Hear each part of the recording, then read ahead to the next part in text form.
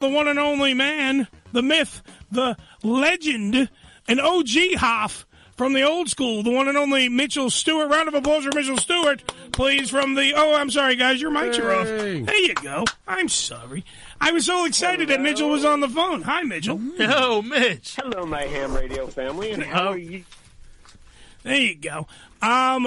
Mitchell, first off and foremost, we want to thank you again for the our Barclays experience with the WWE. We talked about that here on the program. We want to thank you personally for that as well. First it was great to give everyone a wave. It was a little crazy. We're in different sections, but seeing how happy you guys were made my night, to be honest. Yeah. It was an outstanding night. Yeah. We had a good and it time, won't be the last time, I promise. Oh, well, thank you, sir. We will hold you to that. But that's not the point. We're not here to glom tickets off you. We're here to talk about all the cool stuff that the World Funk Orchestra is up to. I especially, by the way, and I think I'll play it later on in the program, because I can. It's my show. I can do whatever I want. Brand new freaking song that I was just listening to before, Maddening Crowd. Very reggae-esque, very freaking... It made me feel like I wanted a pina colada on a cold day to make it feel like it was a hot day. That's a nice. Because I gotta say, very cool, catchy song, very good hook. Who's the girl that's singing along with you in that, by the way? I love that you brought her up. So she's like one of our new featured players. It's like the big three now. It's Mike Ratty, the percussionist, my partner and co-producer, and she is Rebecca McCartney. And isn't she extraordinary? Oh, outstanding voice! Like, if you guys, by the way, check it out. You can actually look it up all over the place. It's on YouTube right now. You can get with the lyrics and everything, so you can actually learn the song. Okay. Maddening Crowd is the name of the song. Maddening Crowd. Madding space crowd. And you can check it all out directly and check out all the stuff that also the World Funk Orchestra has at their disposal. A lot of great hits over there as well. But I listened to it today because I'm like, let me check out what old Mitch is doing. Why Mitch is coming on the show. I want to hear the new song because this is brand new for 2025. It's brand spanky new. Yes. Yeah, it's got that new smell on it, Joe. Ooh. That new song smell. Very nice. Good stuff. I love that. And let's, if you don't mind, that's brilliant that you picked up on Rebecca because this is the typical World Funk Orchestra story, leading with your heart. So Rebecca her family lives in the same building that my wife, my daughter, and I live. And so I've known Rebecca since she was born, essentially, right? Maybe she was 4 years old when we moved in or whatever, right? And I watched her grow, and then I heard her own music, and I went to her, and which is fantastic, right? Very Sarah Bareilles, jazzy. She sounds like herself, but she's got that quality voice. And I just walked over to her, not knowing how she would fit for us, but literally, hey, you know what, Rebecca? We're going to have a big social media presence. We're building globally. Let us help you, and maybe just come in one day and sing background. I had no idea what it was going to be like, but, you do the right thing, right? Mm-hmm. And often it doesn't bite you in the butt. And she walked in to sing, and in the room was a very it's owned by very famous punk rock guy, and punk rock guys from that era really don't look up, don't acknowledge positivity. They just get their job done and they run, right? And that was the engineer, and he's brilliant and all that. And my partner Mike, and she started singing. And he looked up and he said, "Oh my God, like an angel just entered the room." Yeah. And it's amazing. And she did a lot of the vocals, and you'll see it online. Actually, and now I have a home studio as well. So we're recording in my office in my apartment, which I've turned into a recording studio as well. We're recording this particular song. You're going to love this. We're going to span the world. We recorded in downtown Brooklyn in that studio where we did percussion.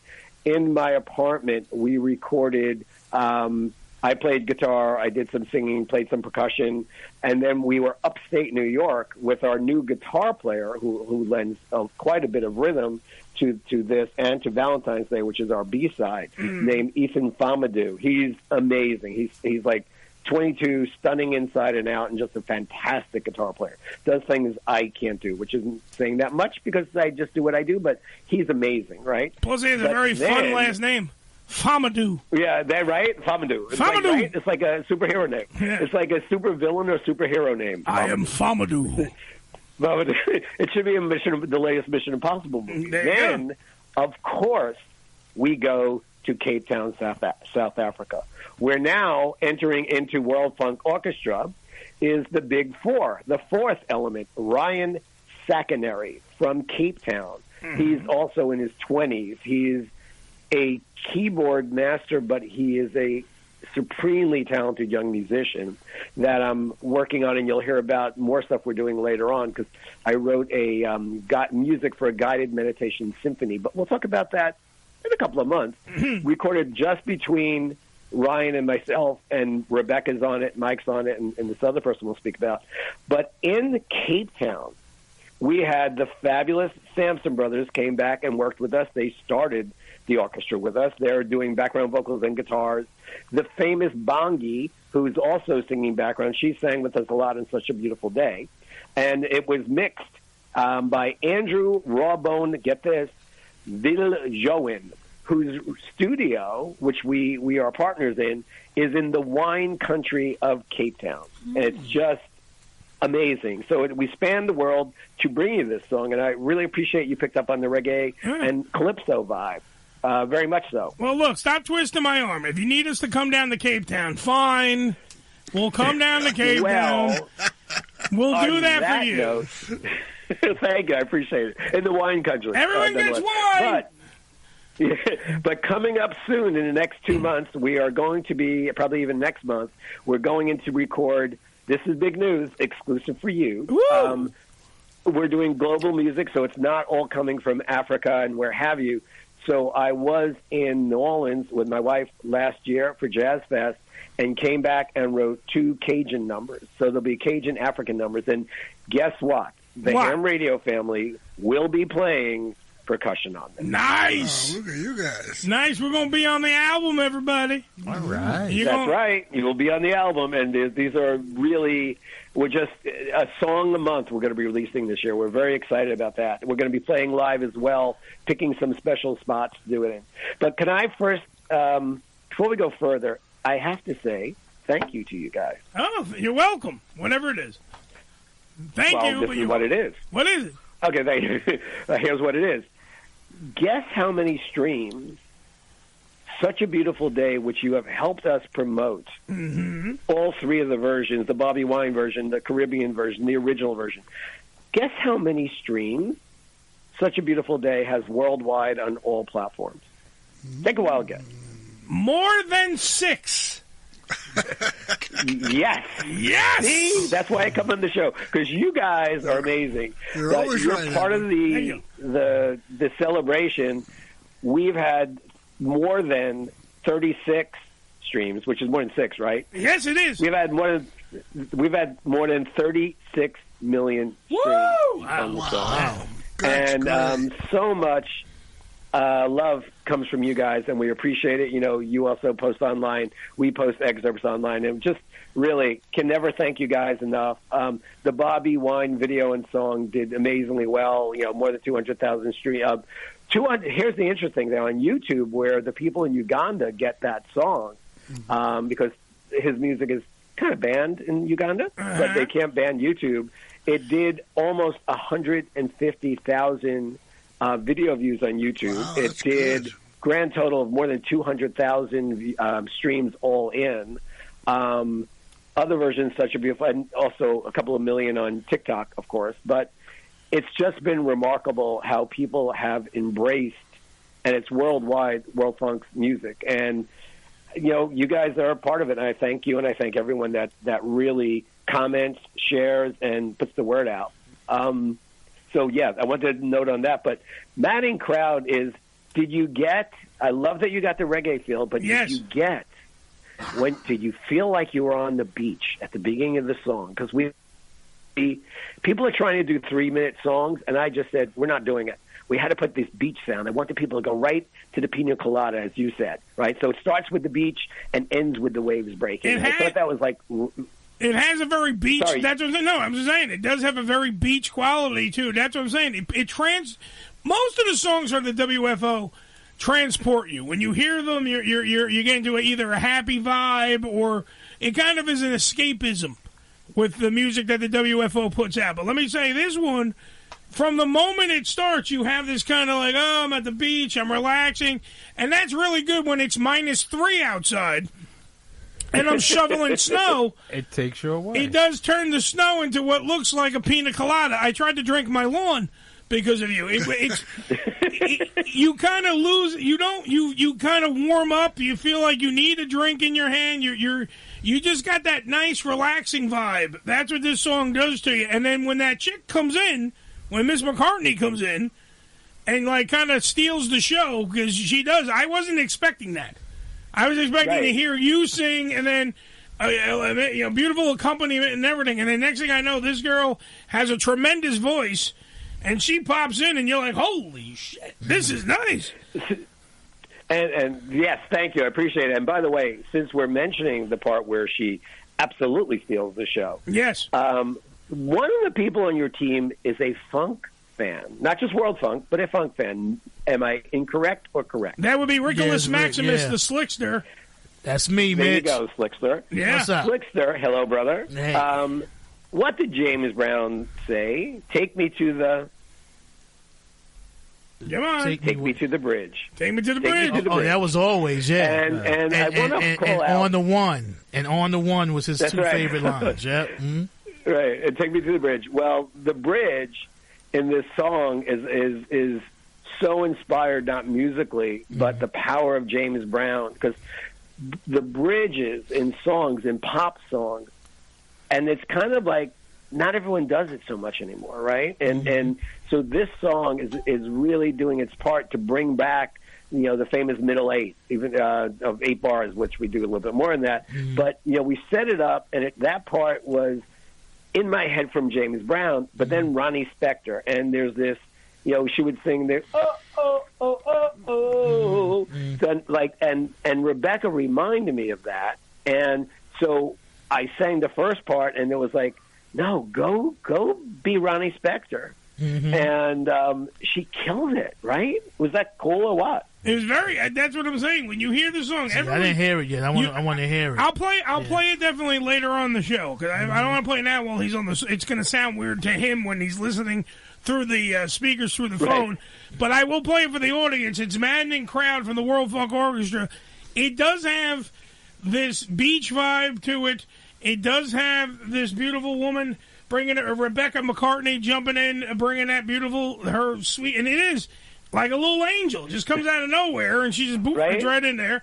And even like when you're doing, even when the fade, like knowing you don't notice the fade in a song, you're like, okay, it's just the song's over. The two of you going back and forth in the fade gives it an interesting sound where the song definitely is ending, but it's like its own little song on the way out the door, because the both voices complement each other on the way out the door. Like, I don't know how to explain it any other way than that. Yeah. You nailed it.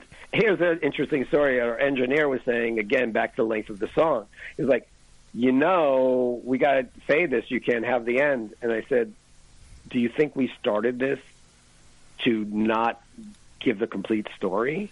And Eddie, I so appreciate you picked up on it, because that's the end of the story. That's the last act of this musical movie. It is exactly that.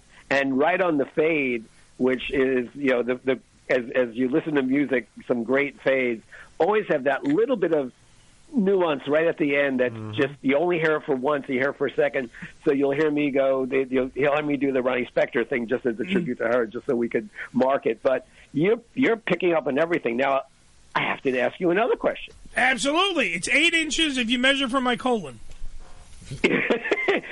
How many percussion instruments, besides the drum kit, do you believe are on this song? I mean, what would be your wildest guess?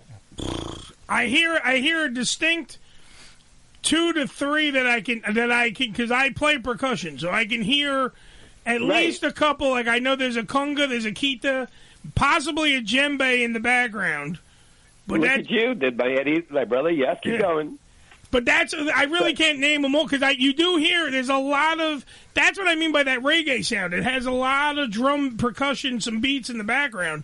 I can't name. I'm going to guess that 3 is lowballing you.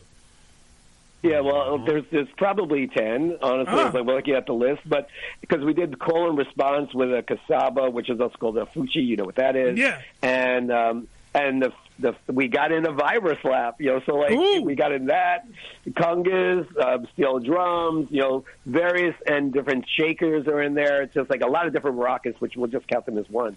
But there's like literally 4 sets of different maracas at different pitches. And that's just the back. That's just the backbeat. Like there's layers to this thing. Yeah. Well, our engineer loves us and hates us because a lot of in-the-box music that's created in keyboards, and nothing wrong with that. That's so many songs. But, the amount of tracks on songs are, 14 tracks is like a lot these days, right?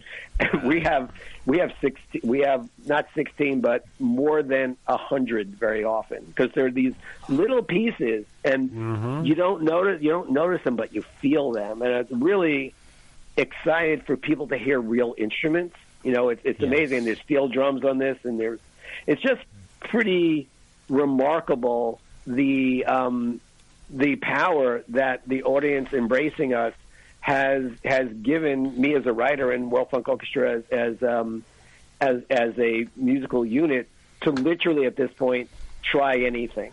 And people have joined the journey. And that's one thing I want to compliment you on, because when you talk to, by the way, we're talking to Mitchell Stewart from the World Funk Orchestra. But, Mitchell, when you hear your enthusiasm, when you talk to us normally, just about the music, that comes through each and every song that you're involved in with the World Funk Orchestra. The WFO never fails to give you a song in which that you are going to be either humming throughout your day, or or that you can tell the passion behind it. So it sticks with you. These aren't songs that like, such a beautiful day. It's stuck in my head at least 3 times a week. And then the O's that are in that song. And the O's. Yeah, they get stuck in it. We did the O's. Every time you come on, we start doing the all the time. They stick in your head. But that's what I'm saying. That's what the World Funk makes a great song. That's what the whole song is a hook, is my point. Like, beginning, middle, and end, like that fade, like I was talking about, that's a hook. You'll be humming that shit all day if you want. That's the hook. Thank you. That it's very kind, and it's when you're writing, since we're coming at this at this point in my life and my career, and I'm not going anywhere, thank God, knock on wood. But it means, what we do and everything that we're doing now at this stage of my career has to, however it's received, it's once you release a song or a film or what have you, once you release it, you give it up to the world, and you don't own it anymore, right? And it's like, it's for other people to, if they look kindly on you or not, to take the time to listen, hopefully, and then they have the experience with it. And when you think of it that way, I spend so much time on the words, spend so much time on arranging, and then going through things with Mike. And, Mike could have easily, Mike Ratty, my partner and co-producer, could easily just say, I'll play drum kit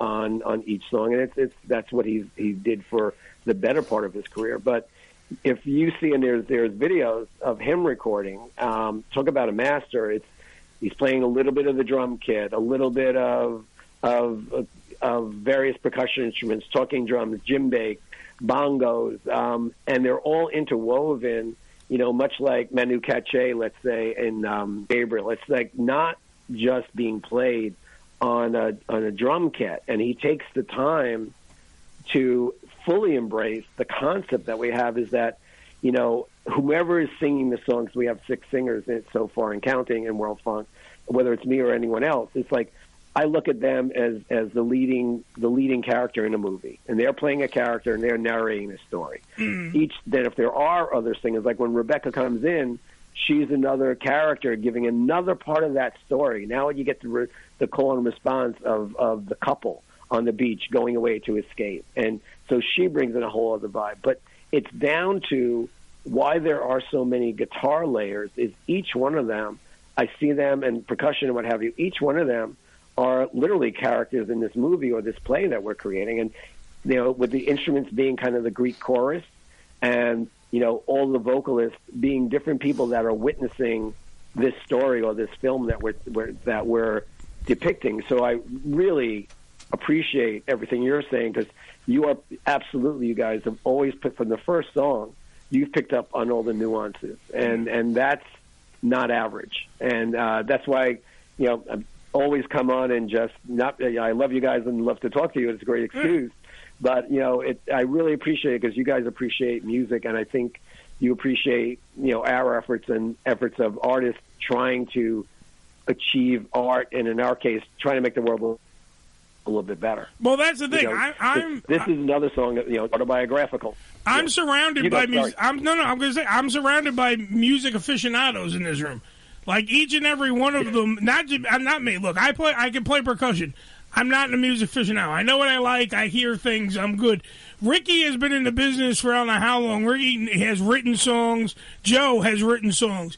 Billy has written stuff. He has performed as a roadie, so he has to make sure that people sound good on stage. What happened? Sing. Oh, no, I was gonna get to that. Well, I was gonna say you perform now. I have to give all his resume. Make sure that he knows. He sings. He's like a skinnier Luther Vandross. More Barry White. A little bit. No, well, sexy wise, he's like Barry White. Okay. But my point is that he sings, I love you, baby. Sings like a dream. But yes, what I'm saying is all these guys do appreciate everything that the World Funk Orchestra does because they are all music heads. Like I like music. They love music. Hey, can I ask you something? Yes, his name is Mitchell Stewart. Say hi, Mitchell. Hi, Mitchell. There you go. What's your opinion on AI? Hi, Mitchell. There you go. Hi, Mitchell. What's your opinion on AI? All this AI music is coming out now. So, you know, AI. Here's and to talk about AI is both in music and in filmmaking. Here's my position. It's like, and I've gone back, and Eddie, you'll remember when we first started and it got around the Clear Channel, the iHeart days. You know, when we first started shooting commercials for Z100, like 2004 or whatever it was. You know, the first two commercials were shot on film, and you know they had this big look and what have you, and you know HD was really not quite there, but getting there. So we're going back to 2004, right? Mm-hmm. And the decision was made to reach people where they are and use the tools that get the best, that give you the best bridge to reach people. And it dawned on me that switching to HD from film was more what the kids that were listening to Z100, you know, would expect. And maybe it would meet them more where they are than kind of like a more fancy, smooth film look. And it was, you know, it wasn't just our commercials, but it was the whole, obviously, Z100. They had a million brilliant people that empowered me to do my little part. But it changed, you know, people, that's when the commercials went wild. And they kind of, and it helped, you know, have the station help do its part to help the station grow. So when you get into AI, you know, there's no difference than, okay, we go to film, we go to video editing. Well, if you don't embrace what's now, doesn't mean, you know, first of all, you're not continuing your education as an artist and a communicator. So you always want to have that toolbox, but you're not, you know, in our case, we use almost exclusively like real instruments. And so a lot of people use sample of this and sample of that, and we don't do that intentionally, and people are responding to it. Mm-hmm. So when it comes to AI, you know, if it's probably not likely something that we would use in our music just because it is organic, yet in the Such a Beautiful Day video that we did with Bobby Wine, mm-hmm. you know, all those backdrops were created in Valencia, Spain, and, you know, by amazing craftspeople and artists that, you know, worked with me for 2.5 months to create those backgrounds. So we fully embraced AI there. And, you know, for other forms of music or what have you, why not? I mean, it's just another tool. And why would you limit yourself? Yeah. Again, for our particular path, it's not the right way with World Funk Orchestra. But for another person, why not? Or I could see myself wanting to experiment with it and perhaps doing an album that's not World Funk, just on my own, just using AI. So you'd be foolish as an artist to paint only in watercolors when there's oil. Yeah. Does that make sense? Yeah, it makes all sense in the world. Because if you look at music, when Pro Tools first came out, everybody was, oh yeah, well, digital music, But look where we are today, and sequencing. Oh my God! But look where we are today. It's a tool. Use it and work with it. Joe, what's funny also is that this show is about 99% AI. Is it really? Yes, we're full of awesome idiots. I thought okay. Oh, that's not what it means? Oh, yeah, I know it does. You're right. Whoopsie doodle. Yeah. On that note, Mitchell, we got to wrap this up, though, because I also want to play Maddening Crowd for the audience. Absolutely. By the way, just right before you walk out the door here, we do love you. We want to thank you for everything that you've done for this show, and we are grateful to everything that we can do to help you guys over at the WFO. What's the name of the song we're going to be doing? I want to prepare now. You will be doing... so we have a single coming out in March, which is Someday I'll Be Like You. We'll talk about that at the right time. Okay. You'll be doing Chase the Light. Chase the Light. Write it down so we know. Chase the Light. You'll be on Chase the Light. Nice. Yes. Ricky's already singing it. He's just changed the whole arrangement on you.